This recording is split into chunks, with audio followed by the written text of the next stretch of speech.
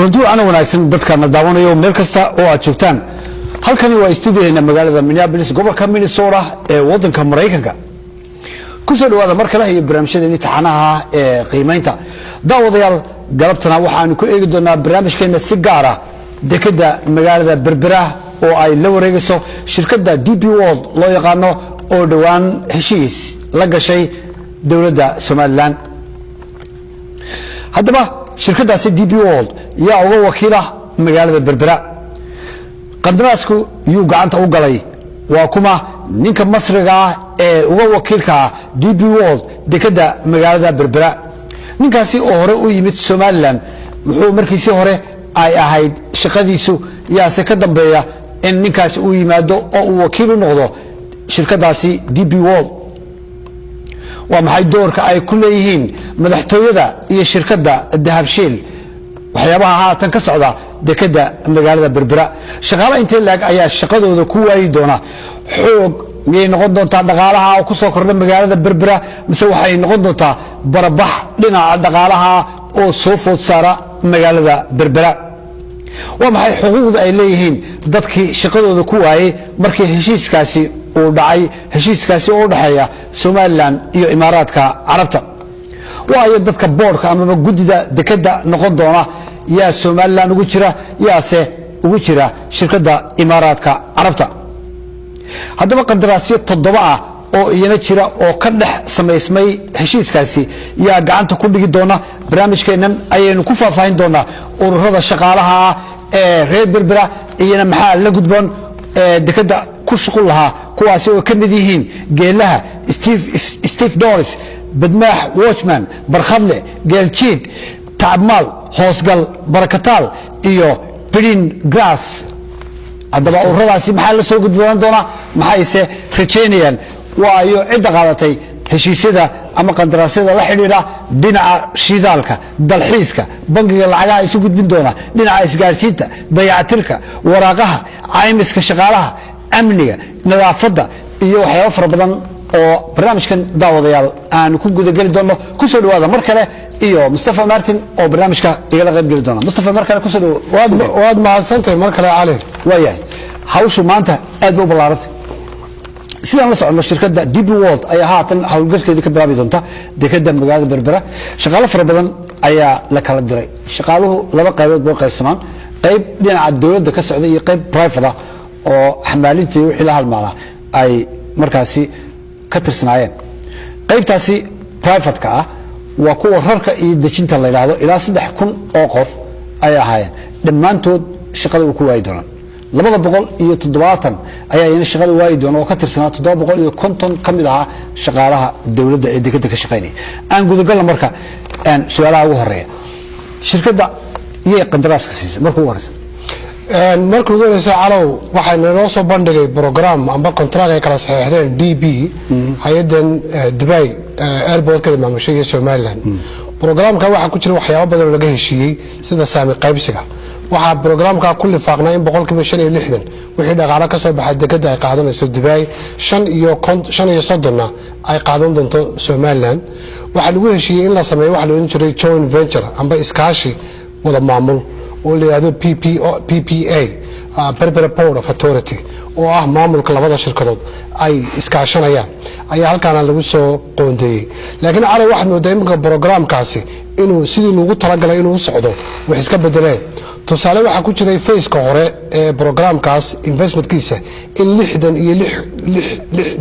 60 milyan la galiyo dekada Berbera oo dib loogu dhiso inta shaqada la bilaabin kahor horta arintaas ma ay dhicin marka programka markii aan baaritaan dambe ku sameeyay programku uu ka baxay qaabkii hore loo soo bandhigay laakiin marka wuxuu isugu biyashubtay program uu ku kooban dekada iyo wixii ka soo baxa laakiin waxa ka baxay meeshii Dubai DBD shaqadii iyo contract waxa ku qorto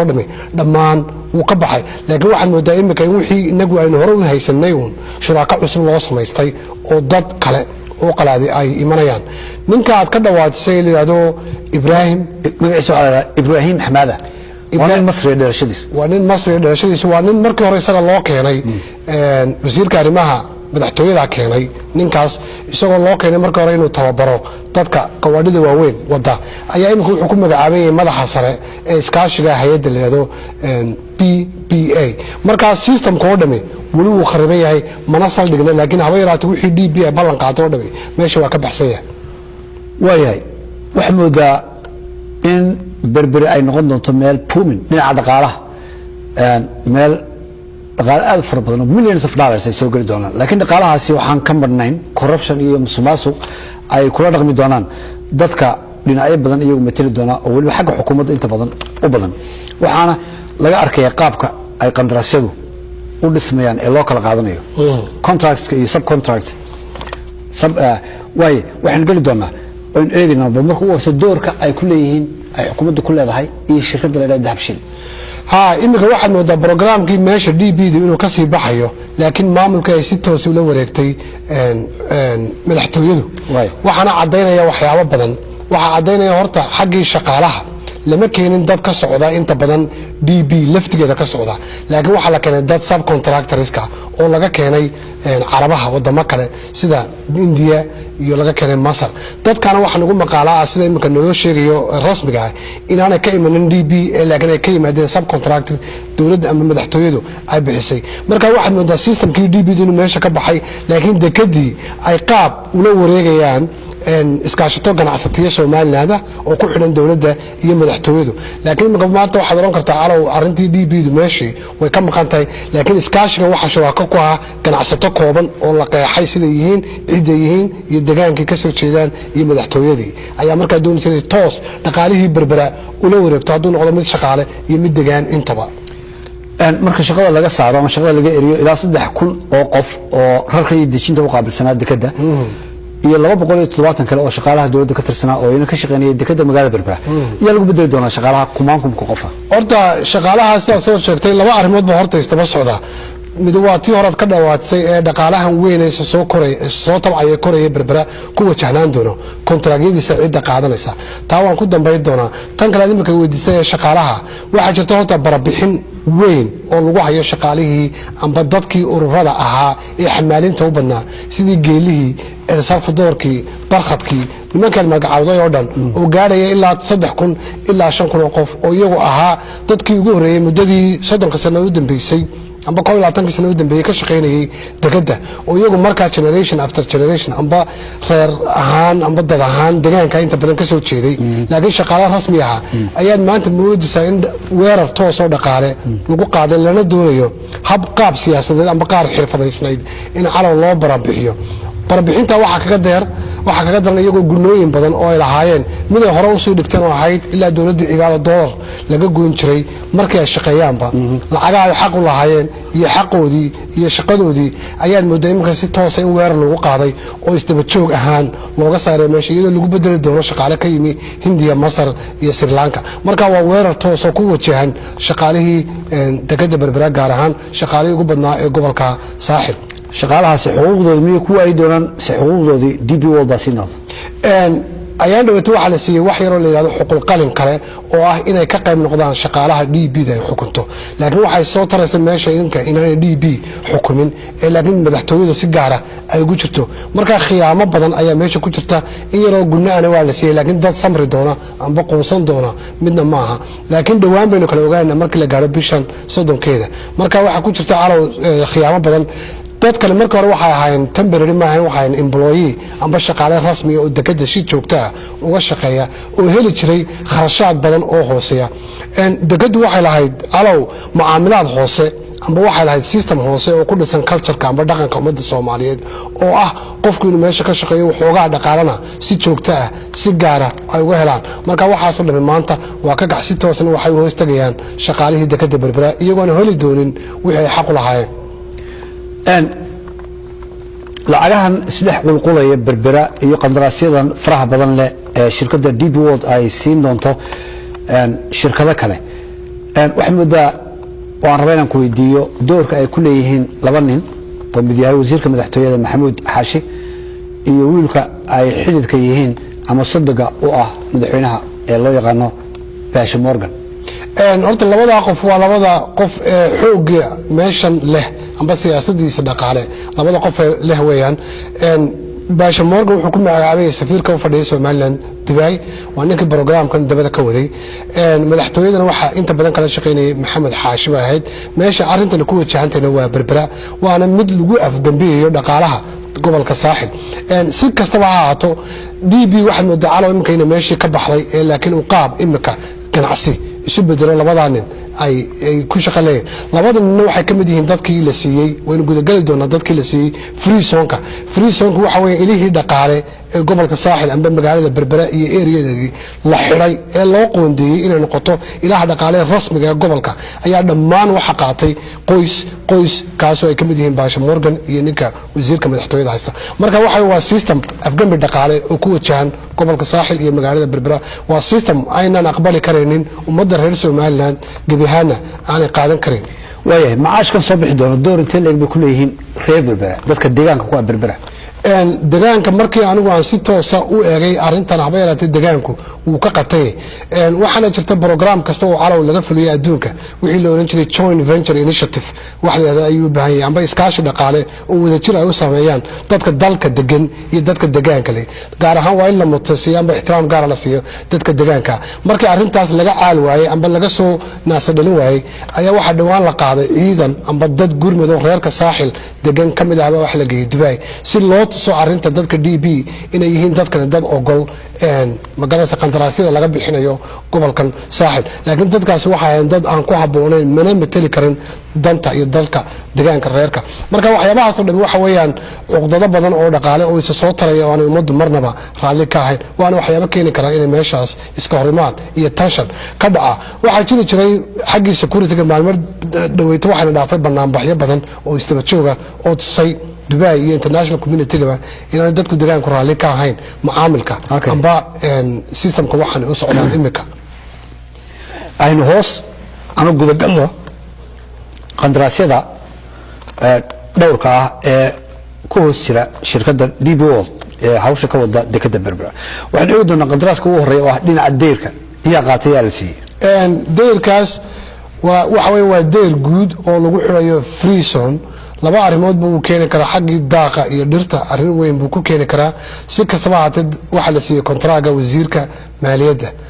gabadhan la yiraahdo Samson ayaa kontraaga la siiyay iyadaan u xidhay kontraagana laguma soo bandhigin in umada loo furo ganacsatada waa kontraag si xaq darro ah loo siiyay loo bixiyo qof gaar ah la siiyay waayahay Samson baa la siiyay qandaraaska baatay dhinaca deyrka isgaarsiinta la siiyay isgaarsiinta iyadana cidna loo soo bandhigin waxa si gaar ah oo xaqlina loo siiyay kambaniga weyn ee la yiraahdo Dahabshiil gaar ahaan kambanigiisa la yiraahdo Somtel marka isgaarsiinta oo dhan waxa qaatay kambanigaas isgaarsiintaas oo hadhow noqon doonta mid wadanka oo dhan guud ahaan gaadha marka waa isgaarsiin amba waxa weeye waa monopoly loo xidhay shirkaddan Dahabshiil iyo Somtel waayahay bangiga iyo lacagaha iyo dabcan waa Dahabshiil aad iyo aad marka lagu daro sarifka iyo lacagta qalaad wixii la oran jiray foreign currency waxa loo xidhay isagana Dahabshiil lacagtaas oo ay ku soo dhacday bangiga dhexe ee Soomaaliland iyadana waa curyaamin dambe oo ku dhacday wasaaradda maaliyadda gaar ahaan bangiga dhexe ee Soomaaliland marka waa iskaashi halka ka tusaya sababta loo siiyay deyrka Samsung iyo sababta loo siiyay bangiga Soomaaliland Dahabshiil waa laba arrimood oo mudanay isku xidhay hoteelada iyo dalxiiska la siiyay hoteelada iyo dalxiiska waxa la siiyay iyagana ninka la yiraahdo Baashe Morgan ayaa isagana ku magacaaban kontraagaas hoteelada iyo dalxiiska gaar ahaan marka arinta ka hadlayno waxa weeyaan hoteelada wixii cunto shaqaaluhu ay ka cunayaan dekada ee shaqeynayay iyadoo lagu soo rogay inay tahay mandatory obligation amba qasab inay cuntada iibsadaan haday cunaan iyo hadaan cuninba ayaa waxaad moodaa in markay kontraagaasna la siiyay ninka la yiraahdo Baashe Morgan waaya waxaan eegi doonaa iyadana dhinaca shidaalka yaa la siiyay shidaalka waxa la siiyay isagana ninka la yiraahdo ninkan ku magacaaban wasiirka madaxtooyada ee la yiraahdo Ina Xaashi Maxamuud Xaashi ayaa la siiyay waraaqaha documentska rasiidiyada saxiixyada waxa soo dhan sida warqadan iga muuqata isna waxa ku qoran Baashe waaya waxaan eegi doonaa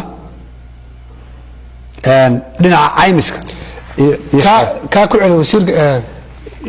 dhinaca waraaqu waxa weeyaan waxa la wixii stationery loo jiray amba inventory system wixii soo degay alaab registerkeeda qoraalkeeda iyo goynteeda wixii diiwaan gelisiya amba wixii magaranaysa shatiga khidmadaha oo dhan waxaas oo dhan isagana waxa la siiyay ninka leeyahay ina haash waayahay caymiska ayay noogi doonaa iyo shaqaalaha caymiska iyo shaqaalaha siday wararku igu soo gaarayaan documentsna aan ku hayo isagana waxa loo xiray ninka leeyahay ina xarbi inta aanu ka hadlayno waa isku wada qoysun weey intuu isku family ba intuu isku family weey waayahay amniga isna waa baasha ku qoran amniga waxa weey wixii loo oran jiray security oo dhan waay arintaasna waa arin aad iyo aad magaranaysa dareenkeeda gaaru leh security-ga free zone-ka wuxuu ka mid noqon karaa haddii military base-ka la furo marka waxa weey ciidamada military base-ka la yiraahdo airport-ka Berbera lagu talagalay ayaa waxa laga yaabaa qayb ka mid ah inay hoos iman karto waxa la dhaho PP Port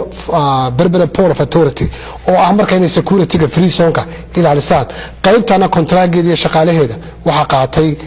ninka leeyahay Baasha Morgan waana siyaabo kale oo u dhici kartaayo waxa meesha ka bixi kara ciidamadii Soomaaliland inaanay kama hawlgelin deegaanka Soomaaliya waa arin la yaab leh waa ajiib weey dhinaca nadaafadda oo kale waxa ku qoran in la yiraahdo xaaji document sida la soo raaciyay nadaafaddu waxa weeye shaqaalihii magaranaysa clinics oo dhan waxa ku magacaaban isagana nin ay walaaliin gabadhan leeyahay Samsam Minister of Finance-ka maaliyadda ay walaaliin xaaji baa leeyahay marka documentsku intaas ay isagana soo raaciyaan waayahay صدق بيش أيام لفنيش دونا شقاريه كمانكم كها كشغالية دي كده مقالة بربرة خيال انت اللي بيكوس أما الصامين انت اللي بيكو يردنتا ريبه sidaan wararka ku hayo kulay waxa dhici doona iska horimaad xoogan oo ka dhacaya shaqaalaha cusub iyo shaqaalihii hore kuwaas oo markaas si toos ah dhaqaalihii looga curyaamay shaqadii looga joojiyay waxa ay soo tarayeen shaqaale cusub oo temporary dad aan iyagu u dhalan dalka Soomaaliland calaw laga keenay wadamo kale sida India Sri Lanka iyo Masar waxa ka dhigantay inagoo shaqo dareedeena wadankan ay 190 marayso ayaa waxa la keenaya dad kale oo iyaguna cheap labor oo qaban karaya shaqadii inagoo qaban lahayn sida cleaninga iyo korogitaanka waxa mudan calaw tixgelin xamaalku gruubadan amba ururadan ay soo saarnay maxay qaban jireen degada laba arrimood ma laga qabtaa waa in alaab dhoofinaysan laga diro alaabna laga soo dejiyo hal iyo dejin inaga dadkeenu shaqada way ka adeegeen waana qaban kar lahayn laakiin marka waxay nagu soo baxsanaysaa 3,000 oo qof iyo in ka badan oo marka la soo faneeshayo oo shaqo dari Berbera u fadhiyo marka arintaas dadka training cusub lama siinayo shaqadina waa laga yariyay maxaana lagu bedelayaa dad iyaga ka hawl gabsan oo wadamo kale laga keenay arintaasna waxa dabada ka wada madaxtooyada waana arin aynu leenahay ma aha arin ka timi DB laakiin waxa weeye DB waa markay meesha ka baxday ayaa muddo inay sub contract kale si qaateen in xaashi iyo dahabshiil iyo groupkani si ay u keenan shaqaale jaban marka waa toos waa abaar amba waxa weeyaan waa dagaal dhaqaale oo ku wajahan gobolka saaxil iyo dadkan xamaalinta ee masaakiinta waayahay qandaraasyada hoose ee dadkii aan magacawnay la siiyay sidaas sheegtay ay kamid yihiin deerka dhinaca isgaarsiinta bangiyada iyo lacagaha hodheelada iyo dalxiisyada shidaalka waraaqaha caymiska amniga iyo nadaafadda waxay sheegtay in dad isku family la siiyay qandaraasyada isku family markaad leedahay waa ay family waa kuwee isku family waxa weeyaan markaynu arinta ugu jeedno waxa weeyaan intii la halmaasha madaxtooyada iyo maamulkaas weeye ayaad inta badan moodaa in madaxweynaha isku family area raaska madaxweynaha saas noqonaysa waayahay ama xagga wadaadda ha noqdaan ama isaga ha noqdaan exactly waayahay waana arin dhabarjab ku ah qadiyadii guud ee Soomaaliland waa arin dhabarjab ku ah moraalkii amniyadii dadka reer Soomaaliland Berbera calaw waxa mudan tahay waa isha dhaqaale ee Soomaaliland ay leedahay ninka jooga Boorame iyo Gabiley ninka jooga Burcay iyo Laasxaanood ilaa Ceergabo waa isheedu kaliya ee dhaqaale marka maamulka ay si wanaagsan loo tayeeyo oo shaqaalaha si fiican loo qoondeeyo ayaa laakiin waa nasiib darro kale oo ku timi systemkeeni waana systemkeeni doonay inuu ka bedelo wadanka waxaas inuu soo foolo soo socda heshiiskan mid ka weyn oo ka baaxad weyn oo ka maal iyo dhaqaale badan oo noqon doona heshiiska dhinaca saldhigga military ee Berbera in laga bixiyay ee isla Imaaraadka la siiyay millions of dollars baa isagana ka soo socda intaan ka isla gaarin marka kan musuqmaasuqiisa aad sida u tilmaantid ee corruptionkiisu uu yahay mid aad u sareeya maxaad umanaysaa kan kale ee ka dambeeya ballaaran isagana waa su'aal aad iyo aad u wanaagsan waxa daraato soo noqday wasiirka arrimaha dibadda oo yiri heshiisyadii hore aanu galnay waxay ahaayeen heshiisyo macal lula waxa ka dhigantay waa heshiisyo been ah ahaayeen wixii hore aanu galnay mararka qaarkood waxa la yiraahdaa in time-ka aad sheegteen ma berigii hore aad sheegteen markii dekada ayaa sheegteen maxaa soo kordhay marka faraqa u dhaxeeya waxa weeye markii hore wuxuu baa jiray un carab laalaadin heshiis mu ahayn kanu waa heshiis waxaynu ku heshiinay inay mashaariicda ma taqaanaa ay noo dhaqan geliyaan waliba muddo 3 sanadood inay ku dhaqan geliyaan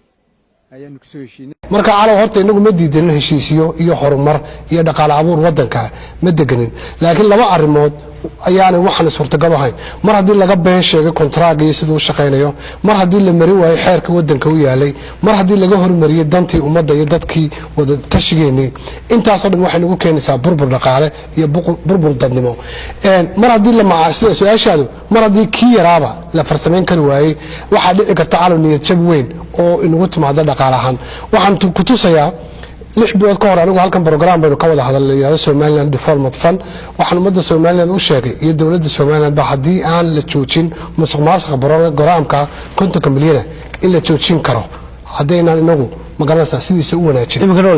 imikana international community programkaas way joojisay 50 milyan oo dollar Somaliland Development Fund ku bixin jirtay Somaliland na waa la joojiyay marka calaw programkan waxay tusay haday gacanta u galaan dadaan aqoonteedii iyo xirfadeedii iyo walaaltinimadeedii iyo wanaageeda lahayn dhamaan inay ku baabaayaan musuqmaasuq kan DB na waa lamid kan berberan waa lamid kan saldhiga berberan laftigiisu musuqmaasuq aad iyo aad weyn ayaa ku xiran una malayn maayo inuu yahay mid keenaya ila dhaqaale laakiin waa mid inoo horseedaya cadaawad iyo hub iyo adeegsi islasteexayn waxa kale oo calaw mudan ixtiraam iyo wanaageeda in la siiyo maalin dhawta dagaalkaasi dad baa lagu laayay Soomaaliyeed magaalada Yemen waxaanu dirtaba wadanka Yemen waxaanu dirtaba arkana colaadiisii hore saldhigaasi wuxuu keenay karo berberana iskama xijin karto waxaanu culaysa musuqmaasuq saldhigaysan iyo dekad musuqmaasuq wadata iyo xasho friisona waxaanu dhan wadanku iskama xijin karo waxna waa in la joojiyo waayahay waxaan intana barnaamijka ka bixin aan rabaa inaan mar dib u eegno ururada shaqaalaha ee dekada berbera ay ka mid yihiin magacyadooda haddaan sheegno geelaha iyo Steve Dorska iyo Bidmaax Watchman College ururadaasi oo tumaneeya ururka ay ku boobeen ee ay xuquuqdooda ku raadsan jireen ilaa waxa urur loo sameeyaa waa in xuquuq la raadsado oo dadkii shaqaalaha la dhowro aan xuquuqdooda iyo waxa ka maqan aan ururta leeg baa qabaan in waxoodii la yiraahdo cirka loo eego dhamaantood sida wararku igu soo gaarayaan waxaad moodaynay iyaga laftigooda sabaabulayaan oo ay dareensan yihiin in bisha 30keeda ay noqonayso inay jeegi u dambeeyay ka qaataan meeshaas oo ay dib mushaharada dambe uga qaadan marka dhamaantood way ogeen laga eriyo shaqaalahaas laakiin waxa calow ajiiba dadka lagu bedelayo ee aan mudnayn in wadanka laga keeno marka dadkeena baa laga eriyaa shaqadii dada jaanibana waa noo keenaya arrin aad iyo aad ugu xun weeye qadiyada guud ee Soomaaliland wadaag ugu dambeyntii waxaan doonayaa su'aasha ugu dambaysa inaan ku weydiiyo oo ah qadrasan la galayo imaaraadka ee dekadu ay ka mid tahay ka kale soo socda saldhigu ka mid yahay faa'iidada u leedahay Soomaaliland iyo khasaare u keeni karto markaad isbarbar dhigtid iyaad oranayd badan imaaraadka saldhiga miya iyo dekada hadda aan ku hadlayno saldhiga iyo haddaan isbarbar dhigo dekada orda saldhigyadu ma keenaan faa'iido badan ma keenaan أنا هين قلعت لكن كوجوين يا برتون تجوجوين هكذا سؤال كان دكدوها لكن واحد إلا ديوان إلا ما أنت جورسي إن قابون أكسن واحترام الله قلنا إن كونغرس كسيف عن الله صهر دقي سوى بلا لالوشة إن حل بعنا الله احترامه إن أنا ودن كقف بقف لغيبين إن أنا أعرفها النوع على سلمان قال يجروب كيسن ما في هذا لوها لين بعيد إن سيستم ونأكسن وإن أدونك كل برتنه لو كان واحد إن لو حلا قرقرة الاحتراف هذينا واحد إن لو حلا إن النقبة قريب كمل ما عمله نقاله إن جسوا قلي إن نهبنه على وطين وجدرن إذا كده بربما ما أنت هرت الله وحوي عن ضد كان قلاد إن لو كينيا ده كده هو دامج كرين كران ولما هيسمع عايمس يجي إلى علنا ولما هيسمع إيديين هذي ده كده دامج كله مراكب تموين كوسو حرنا ساعين كيهين مركز سيستم كاسودن إنه قعنت إنه مجرو ما أنت قلب كيني السيستم كيني وحلو دي بنين مصرية شقاله سكينية مركز حكاية ما كرت اليمين